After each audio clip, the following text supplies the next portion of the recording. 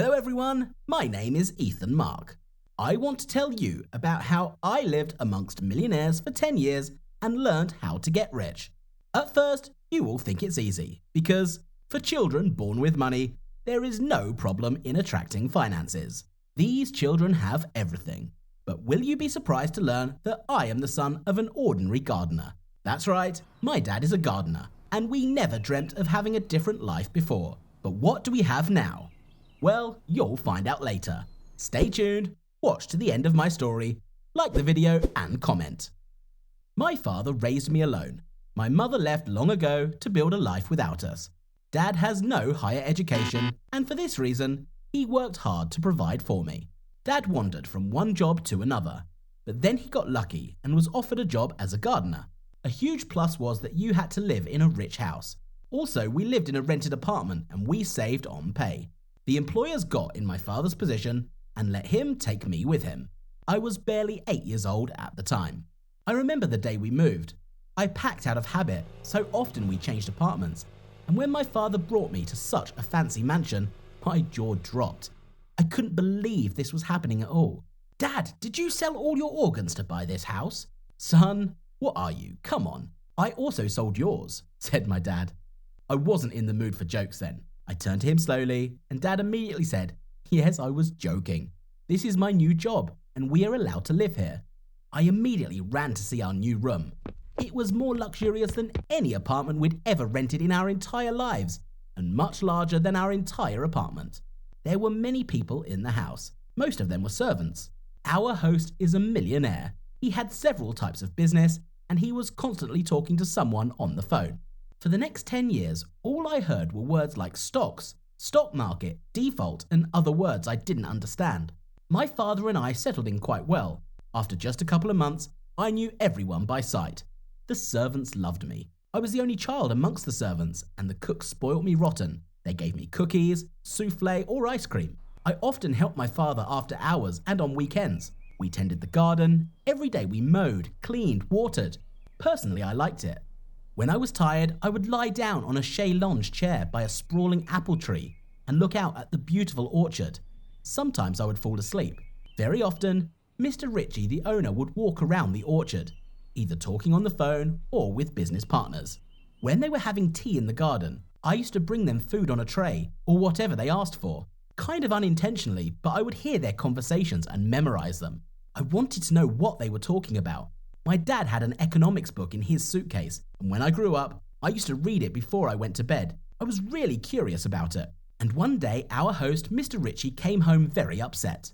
I already knew what to do in such cases, so I immediately brought him a tray of whiskey, ice, and his favorite cigars.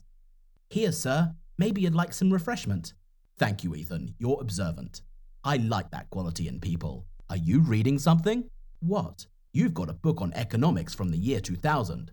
If you want to understand what's going on in the world, you have to study it a little deeper. Yes, sir, that's the 8th one. What was the first one? A math book. Good for you. That's smart.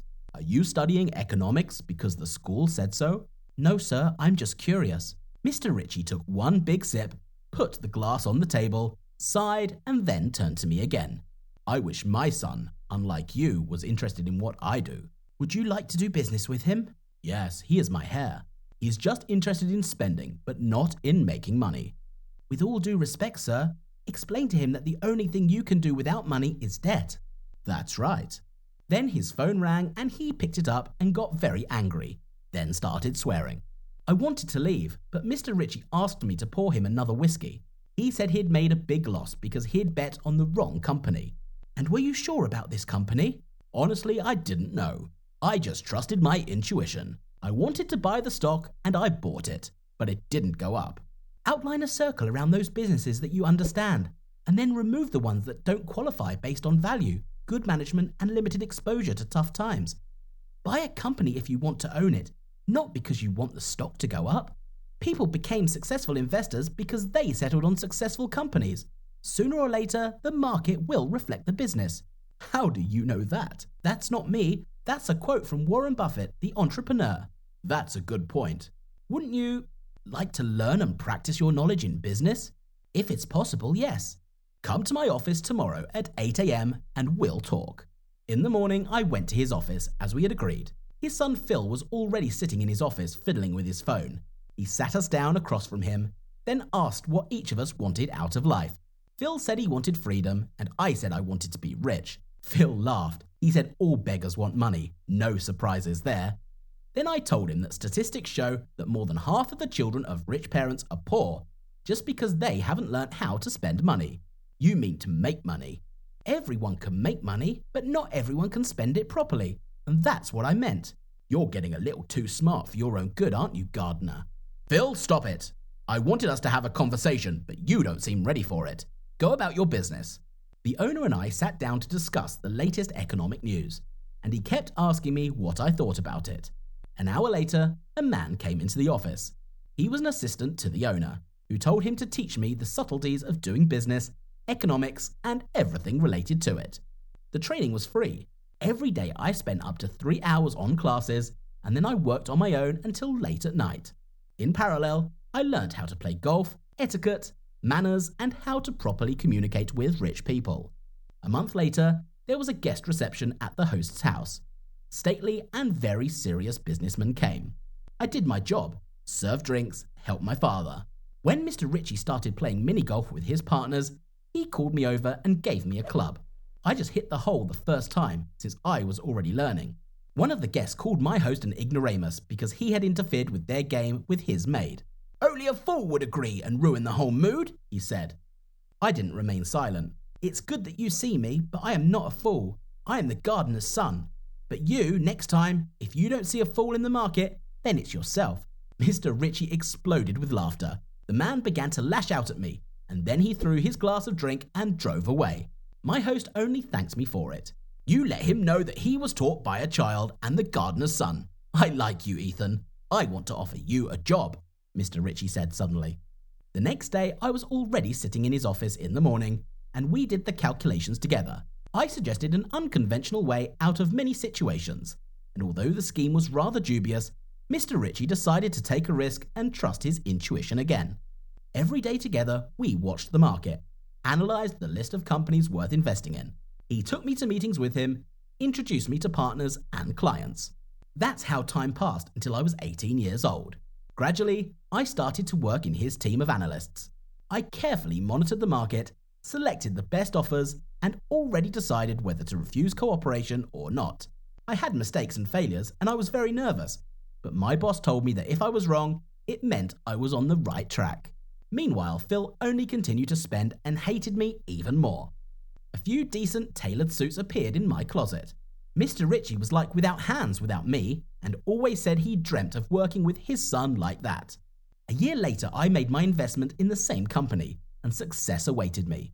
My father no longer needed to work as a gardener because I had saved the money for us to buy a house. Less luxurious, of course, but my own and comfortable. My father was proud of me, as was Mr. Ritchie. Dad quit his job and stayed at home and did what he loved best, cooking and playing the guitar. He planted a garden, but now his own, and planted flowers there. Our lives changed 100%, and it was all because of the interest and hard work. My advice to all of you guys is to listen to yourself. What do you really want out of life? Because only you decide how to live and provide for yourself. Am I right? Would you like to have some kind of superpower? What would you choose? I'd prefer teleportation, telekinesis, or the ability to inspire. But my friends say I already have a special gift. I will tell you about it now. According to my mother's story, the day I was born was crazy weather. Rain turned to snow, snow to rain, then suddenly sunshine. They were very much waiting for my birth with my father, since their age was old and there were no more children. It will seem strange, but I did not grow and develop like all children. At about 9 months, I already began to walk, and when I was barely 2 years old, I was already talking. Because of my rapid development and early age, I could not go to kindergarten, so my parents hired teachers and I studied at home. My mother said that I have a great desire and interest in studying. All night, there were practically no toys in my room. I was literally drowning in encyclopedias. I could not quench my thirst for knowledge. I thought I was getting stronger when I knew more.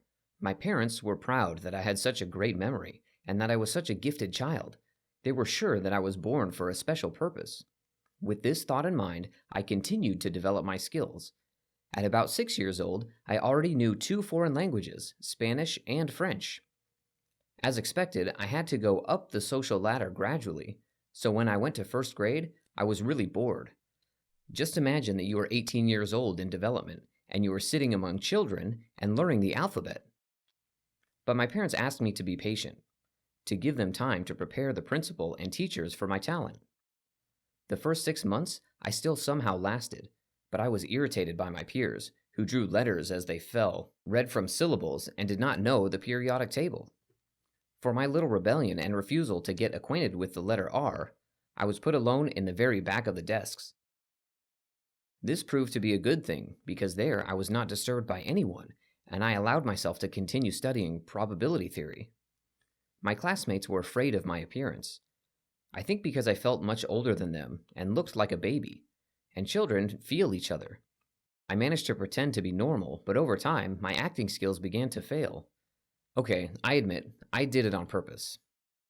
Our teacher, Miss Gandhi, was a nice girl, quite erudite, correct, and very attractive to look at. I told you I was only a child on the outside. I can already evaluate women's beauty. So once, in one of the lessons, she gave us a task. She was preparing for some courses in mathematics. Miss Gandhi tried to multiply, divide, add up large numbers in her mind. 1, 2, 3 times 6, 3, 4, you get 77,981. 2, I said. What? Will be 77,982. The teacher looked questioningly at the classroom door, but there was no one else there. First, she checked everything on the calculator, then looked at the class.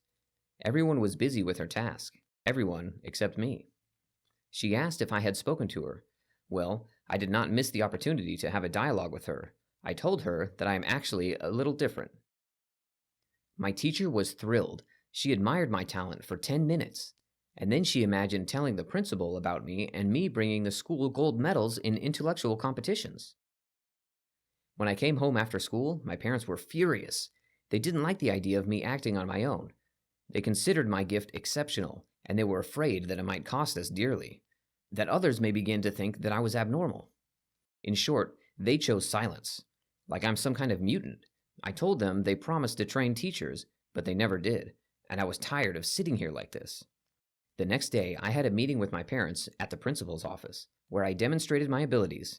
Miss Gandhi kept saying that I was unique and that I couldn't hide it. She called the parents' outburst a crime. In general, as expected, I participated in many Olympiads and competitions on behalf of the school. Since I was too young, I was offered to go to school, but at the same time to study at the level that is convenient for me. When I was 12 years old, I passed all the exams in the school curriculum and graduated with high school students. By then, I was already a local star. I was asked to create a club for gifted children and work with the children there, and I agreed. But that's not all. My fame, of course, went beyond the school. Strangers began to come visit us and offer to participate in their projects. Among them were not only honest businessmen, but also scammers. They saw my gift from their own angle, promised to pay. I admit, by that time I was looking for something unusual, a modern place of work where people would not pay attention to my age. And I found it. A few years later, after passing an interview and completing dozens of tricky tasks, I was working for an American multinational corporation, and you know what? If you feel a talent, the ability to come up with something, create. Do not give in to mass influence. Do not hesitate to act. No one can feel you like you do.